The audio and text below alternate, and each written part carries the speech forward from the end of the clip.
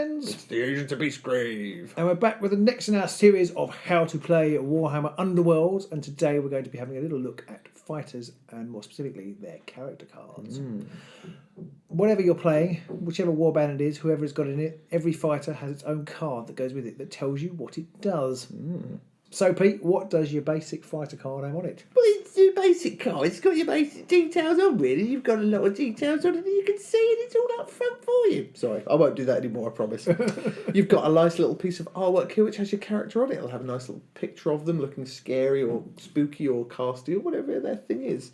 In the top left corner, there's also a little picture of the model as well, just to help you tell who is who, because some of the warbands have 9 models in, and some of those models can look really similar. Yeah, although that said, the picture is quite small and they're unpainted, and some of the models, particularly Lady Harrow's, they can be quite tough to tell which model it is. They can. Yeah. Right in the middle, you've got the name of the person. They'll be called something really impressive, like Septimus Plaguesworn, or something like that. Killer Flybloom. Or maybe just Chain Rasp. Chain Rasp, yeah. And they'll have a little symbol for that warband next, and which you'll also see on all of their warband cards. Every faction has its own symbol, and anything that's to do specifically with that faction will have that symbol on it. And so there are, however many warbands there are now, there are that many different symbols. Yep, there's over 20 now, and you can't use one that is a faction symbol for a different warband, basically. There's no mixing and matching here, just universals and your own. Yep, no mixing matching cards and no mixing and matching fighters. Many Games Workshop games are kind of, build your own army, kind of build together, but you have to use the fighters, and you have to use the fighters with that specific symbol on it. You can't pinch a Stormcast Eternal from one Stormcast Eternal warband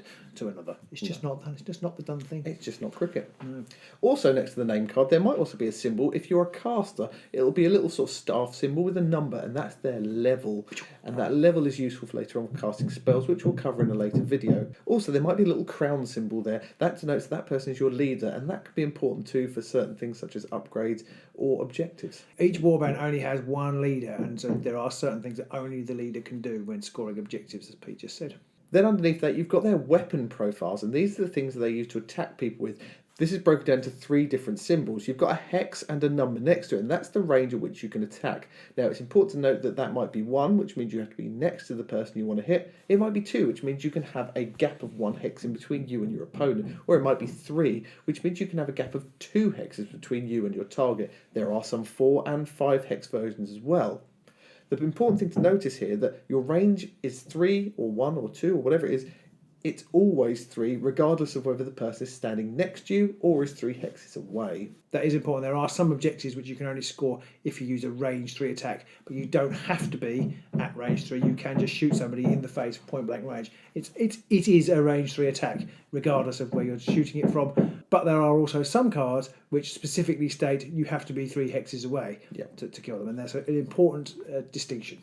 Also, some upgrades will work on range 1 or 2 attacks, but not range 3 attacks, such as Great Strength. Now, that doesn't mean that if you have a range 3 bow and you're standing 1 hex away from someone that you can use it. No. It basically means the actual number on the weapon profile itself has to be 1 or 2. It's not the range between the models.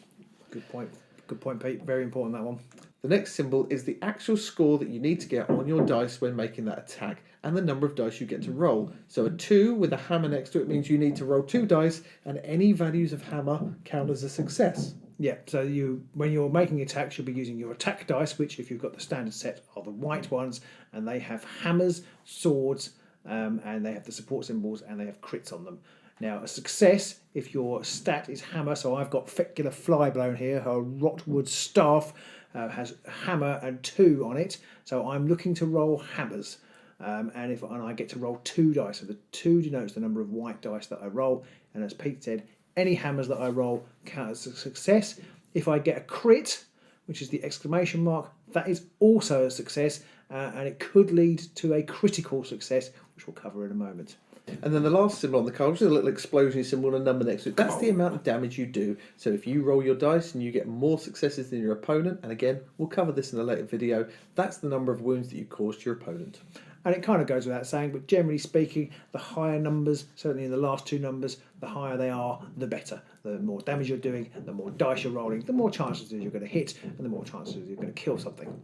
There are also sometimes a little flag underneath this weapon profile, and it will say things like cleave or ensnare, things like that, and we'll come on to those a little later on as well, but they're additional abilities that your attack has. Now, you may have more than one attack action, I used Fecula earlier as an example, and she does use the Rockwood Staff, but she can also use a Stream of Corruption, which is a magic attack which is separate, and we'll cover that in a second. But you can choose either of those profiles, and in certain circumstances, some will be better than others. Some fighters have long range weapons and short range weapons, and it just depends on what you're trying to do at the time, which one you might use. But unless the game state dictates that you can't, you can choose at any time which one you want to pick. But to only fight with. one. But you do only fight with one, yes.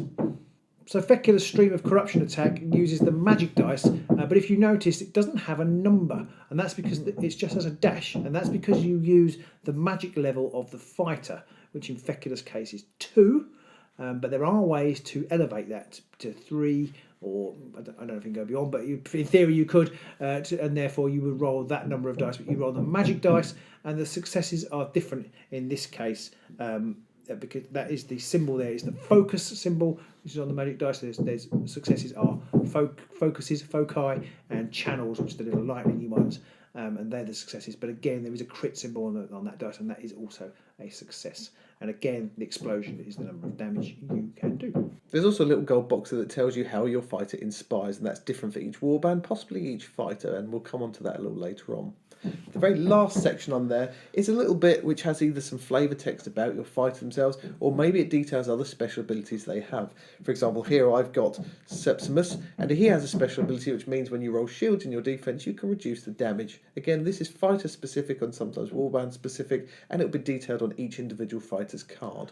Absolutely. Now, you did say that was the very last thing on the card, but you did miss one very important thing, or should I say 3 very important things, and that's the little symbols at the bottom, which tell you how fast your fighter can move. There's the little hex, and there's a shield, which tells you what their defence roll is. Now, sometimes it'll be a shield, other times it'll be a sort of curvy arrow, dodge symbol, and that depends on what when you roll a defence dice, which is the black ones, they have shield defences and crits on them, and if your symbol on your card is a shield like Fecula is here, then you want shields as successes or crits, and if it's a dodge like fighters such as Casters the Chained have, then that's a dodge, and you want dodges as successes. And then the final symbol, the big red one, which matches the wound tokens from the box, is the number of wounds you have, and as you might expect, the higher this number, the better, because they are the number of wounds you can take before you die. If Fecula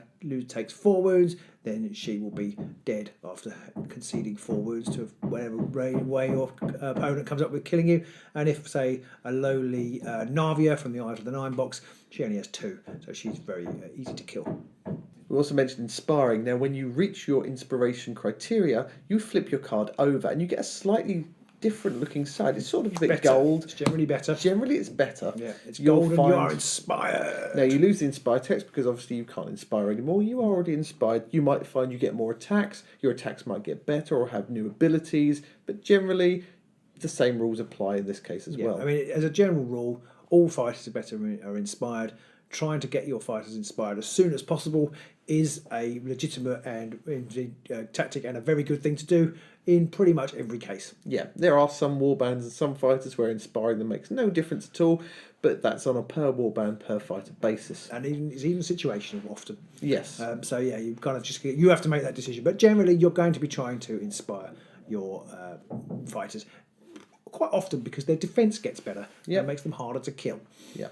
They might get some new abilities once they're inspired. Their weapons would nearly always get better in some way or another, and you'll get other abilities on the weapons. So do pay attention to the card when they inspire, because it can open up a whole new set of options for Absolutely. You. So I think that pretty much covers the fighter cards. You'll obviously have a number of fighter cards depending on the number of models in your warband. So it ranges from anywhere from 3 up to 9 if you're playing Zarbag's Gits. Yes. So we'll see you next week in the Beastgrave.